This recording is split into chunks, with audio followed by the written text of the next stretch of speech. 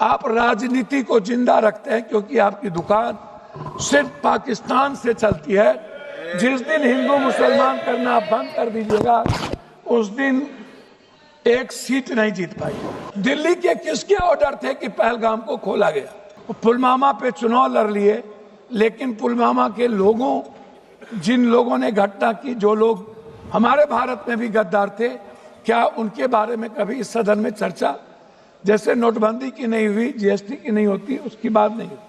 आ गए पहलगाम, मंत्री कह रहे थे पाकिस्तान मेरे सामने कुछ नहीं है। आप उठते सोते पाकिस्तान, कब्रिस्तान, शमशान, ईद, बकरीद, तलाक, एनआरसी के अलावे पाकिस्तान जितना आपने किया। 370 के बाद आतंकवादी हमला बढ़े, हमारे सैनिक जवान की शहादत हुई और हमारे भारत के स्वाभिमान और सम्मान पर ठेस पहुंचा। मेरा सवाल सबसे पहले अपने उस पराक्रमी सेना के लिए जिन्होंने अद्वितीय पराक्रम दिखाया। भले ही हमारे नीति ने उनके पराक्रम को लक्ष्य तक नहीं पहुंचाया, लेकिन हम सब का जीवन, मन, धन, सेना के आजीवन उनके परिवार के प्रति समर्पण। जो भाई बहन, जो हमारे परिवार के लोगों ने इस देश के 26 शहीद को हम लोगों ने खोया, हृदय की गहराइयों से मैं उनको श्रद्धांजलि देता हूं। साथ साथ कश्मीर के उन अवाम को जिन्होंने आज़ाद हिंदुस्तान में हमेशा शहादत दी है हर मोर्चे पे, मैं उस परिवार को, उस पिट्ठू भाइयों को, उस घोड़े वाले को, सभी अवाम को जिन्होंने पूरे देश के उस पहलगाम में हमारे बच्चे भाइयों की हिफाजत की, उसको दिल की गहराइयों से पूरे सदन और देश, हम सब उनके प्रति कृतज्ञ हैं। जनाब, पुलवामा क्यों? पुलवामा के बाद 18-23 घटना, पुलवामा के बाद लगभग उड़ी से लेकर के पहलगाम तक छोटी और बड़ी लगभग 23 से 24 बड़ा हमला हुआ। 11 साल नरेंद्र भाई मोदी जी प्रधानमंत्री रहे। 370 की ढिढोरा पीटी गई। कहा कि 370 के बाद आतंकवादी कमजोर हो जाएंगे और खत्म हो जाएंगे। 370 के बाद आतंकवादी हमला बढ़े, हमारे सैनिक जवान की शहादत हुई और हमारे भारत के स्वाभिमान और सम्मान पर ठेस पहुंचा। मेरा सवाल सरकार से है कि 3 क्विंटल बारूद पुलवामा में जो आए और पुलवामा के घटना के बाद आप एक नया चुनाव लड़ लिए, कम से कम भगवान का तो राजनीतिकरण होता ही है।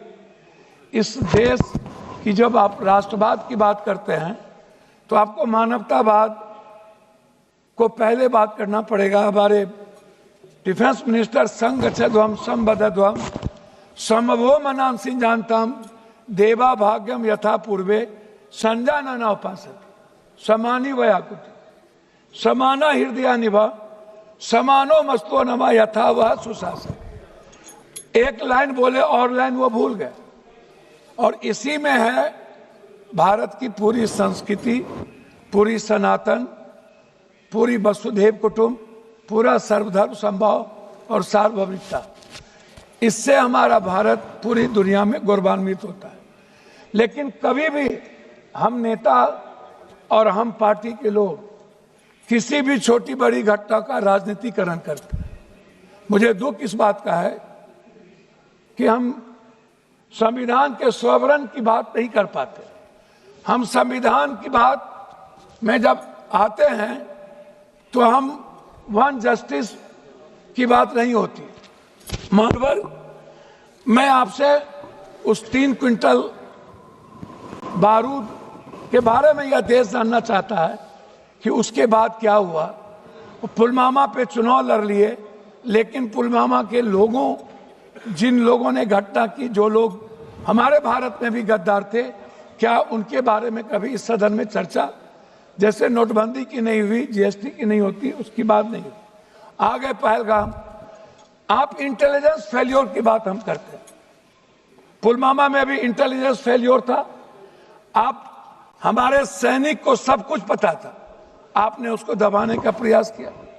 हमारे सैनिक दुनिया से लड़ सकते हैं, पाकिस्तान की बात मत करिए। आप कहते हैं पाकिस्तान, हमारे मंत्री कह रहे थे पाकिस्तान मेरे सामने कुछ नहीं है।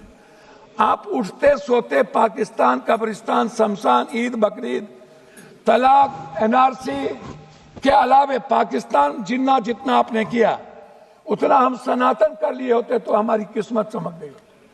पाकिस्तान की बात कोई और नहीं करता।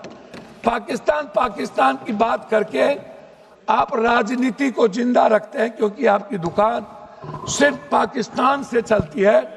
जिस दिन हिंदू मुसलमान करना बंद कर दीजिएगा, उस दिन एक सीट नहीं जीत पाएगी। अब पहलगाम के बाद आपने राजनीति कर ली, आप भावनात्मक सिंदूर के सवाल को ले आए। मैं पहला सवाल आपसे पूछूंगा कि हमारे 150-200 मीटर पर सैनिक थे, उन्हें खबर नहीं थी कि पहलगाम के पर्यटन के लिए केंद्र खोल दिया गया। हमारे कश्मीर फोर्सेस को पता नहीं था, हमारे किसी इंटेलिजेंस को पता नहीं था। आखिर वो कौन से ऑर्डर कहां से गए, दिल्ली के किसके ऑर्डर थे कि पहलगाम को खोला गया? इस बात को आप समझिए।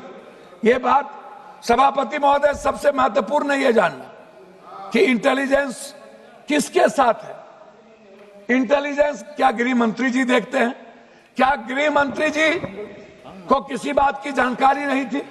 हम नहीं, आप नहीं, ऐसे नहीं अध्यक्ष जी, कम से कम ऐसे। मैं आंशिक रूप से आपसे एक बात कहना चाहूंगा, गृह मंत्री जी, आप हमको मालदीव इंदिरा गांधी जी को मैं ले जाना चाहूंगा, आपको थोड़ा सा समय, हमको 2 मिनट समय दिया। वास्तविक में आधुनिक क्षमता में सुधार धीमा। मैं आपको नेपाल से दूरी और चीन की घुसपैठ की बात करूंगा। 2015 में कथित ब्लैक बॉट के बाद नेपाल का भारत विरोधी भावना बढ़ी। नेपाल ने भारत से दूर होकर चीन से सैन्य और आर्थिक समझौता किया। नेहरू और राजीव गांधी के समय नेपाल का भारत मित्र था। मालदीव में इंडिया आउट पर्यटन बहिष्कार, 2023-24 में भारत विरोधी बयान, भारत सेना की वापसी, मालदीव ने चीन की गोद में जगह बनाई, भारत मौन रहा। इंदिरा गांधी के समय भारत मालदीव समुद्री संरक्षक, सीएए बीएसएफ गोलीबारी, बांग्लादेश और भारत विरोधी माहौल, भारत के खिलाफ जनभावना बढ़ी। चीन ने वहां बंदरगाह परियोजना शुरू की। 1971 में इंदिरा गांधी बांग्लादेश बनवाया। श्रीलंका ने, मैं लास्ट कर रहा हूं सर, श्रीलंका ने रद्द किए भारतीय अनुबंधन, नए राष्ट्रपति ने भारत समर्थित समझौता रद्द किए दिए चीन। ईरान से रिश्तों में गिरावट, चाबहार पोर्ट परियोजना धीमी हो गई। राजीव और इंदिरा जी के समय ईरान भरोसेमंद साझेदार था। SARCC, BIM, STC निष्क्रिय। चीन से डर और अमेरिका, अब लास्ट में कर रहा हूं, तुर्की के साथ टकराव और व्यापारिक गिरावट, व्यापार विमानन और डिप्लोमेसी। मैं अंतिम में मैं आपसे कहना चाहूँ, अंतिम में कह रहा हूँ सर, ऑनरेबल मेंबर सर, अंतिम में मैं सर, मैं एक मिनट आधा मिनट मैं अंत करूंगा कि इजराइल को छोड़ के पहली बार आजाद हिंदुस्तान में रूस ने भारत का सपोर्ट नहीं किया। हम चीन के सारे संपत्ति, सारे व्यापारिक चीजों को हम बढ़ावा देते हैं। चीन हमारी जमीन को हथियाता है। हम चीन पर एक बार हिम्मत और औकात नहीं होती है बात करने की। हमारे सेना को लड़ने की ताकत है चीन से, अमेरिका से। दस्तक की आपसे गुजारिश है कि अगर इसको बचाना चाहते हैं तो नेशनल दस्तक को सब्सक्राइब करने के लिए रेड कलर के सब्सक्राइब बटन को दबाएं, फिर बेल आइकन की घंटी दबाएं। नेशनल दस्तक को बचाने के लिए बहुत जरूरी है कि हर खबर को शेयर करें, लाइक करें, कमेंट जरूर करें।